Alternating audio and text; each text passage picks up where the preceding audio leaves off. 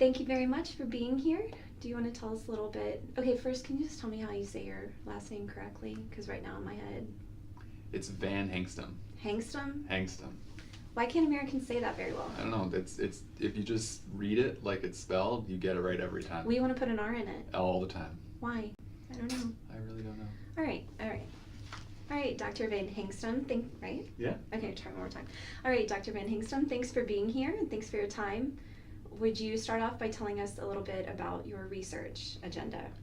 All right, so I'm a classically trained geologist, so my degrees are in earth sciences, and one of my main interests is certainly paleoclimate, so understanding how Earth's climate has changed over long periods of time. And that's really starts to get into the realm of different fields of geology, and in particular, I spend a lot of time looking at blue holes and sinkholes. Sinkholes, really? I So, didn't know about that. So sinkholes and blue holes essentially are caves in carbonate platforms that then collapse and form a big hole in the landscape. Now that happens over the last several million years. I mean, the Bahamas have been around since the Jurassic, so a long time, you know. So over time, these blue holes and sinkholes have formed, but once they form this perfect natural sediment trap in the landscape. And sediments and animals and all kinds of stuff gets kind of locked inside, falls into those holes and gets preserved. So what my lab is looking for ultimately are blue holes and sinkholes that have water in them. And once they're filled with water, you're going to have sediment that accumulates through time inside of these blue holes and sinkholes. Now, the sediments that accumulate are often related to the environmental conditions either in the blue hole or in the case of hurricane activity. You can imagine you have this perfect little hole in the ground, and as a hurricane floods a coastline with hurricane surge, you can transport sand into that sinkhole or blue hole and preserve then a sand layer at the bottom of the blue hole. And then, of course, the hurricane goes away and you get more kind of background silt that begins to settle into the blue hole. Another hurricane perhaps hits, and you get another layer of sand. So you fast forward over the course of thousands of years, and you get a pile of sediment at the bottom of these blue holes that alternates between coarser grained, sandier layers that are potentially evidence hurricane activities versus kind of finer grained mud, which is background sedimentation. So then we can radiocarbon date the layers inside of the blue hole to understand long-term hurricane activity. So my group tends to go to the Bahamas and Mexico, places where blue holes are, and we use different types of coring systems to essentially put a pipe vertically into the ground. And some of these pipes are 2 meters all the way up to 18 meters in length. And so that allows us to essentially capture a sample of the sediment layers that are at the bottom of the blue hole. So then we bring them back to the lab and we open up those pipes longitudinally.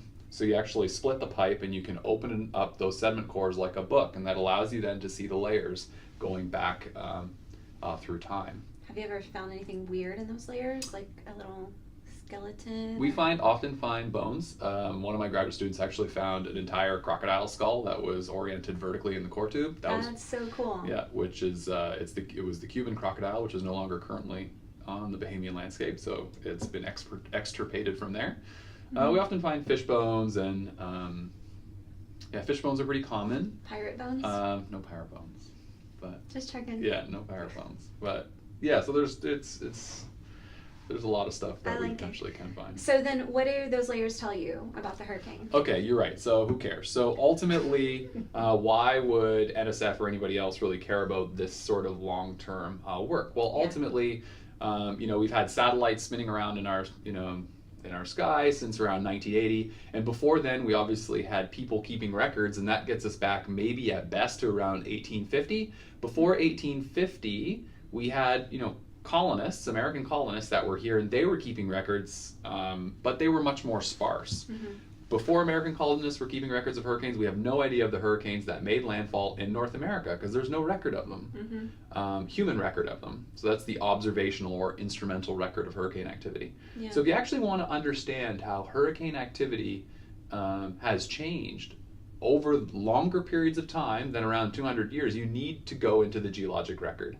So that often gets into looking at sediment records to reconstruct hurricane activity.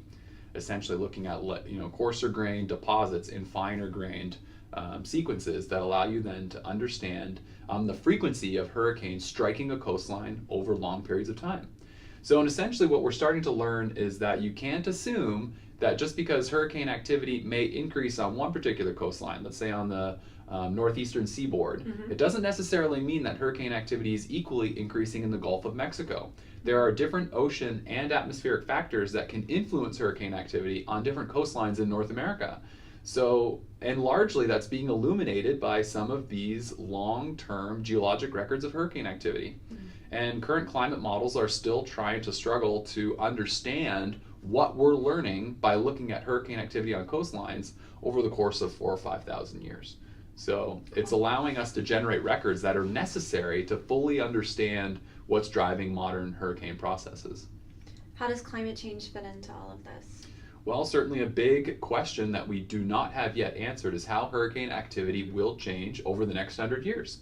So if you knew that hurricane activity was going to increase in Florida such that there was going to be a Cat 3 to Cat 5 storm hitting every 5 years, say between 2030 and 2050, there's a good chance that you might not view that real estate as a good place to concentrate your family's wealth. Right. You might instead choose to buy somewhere else. I don't know, in an inland lake somewhere, I don't know, in Arkansas or Idaho, right?